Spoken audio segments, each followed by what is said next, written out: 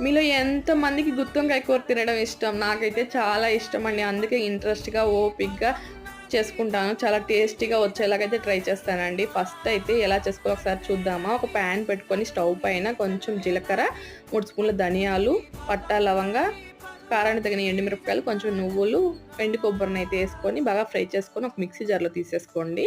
అదే పాన్‌లోకి oil add చేసుకొని 2 టమాటాలు, 2 ఎర్రగడ్డలు, తర్వాత కొంచెం ధనియాల పౌడరు, కారము, కొంచెం చింతపండు వేసి బాగా మక్కాక అదే జార్‌లోకి వేసుకొని మెత్తటి పేస్ట్‌నైతే చేసి పక్కన పెట్టుకోండి.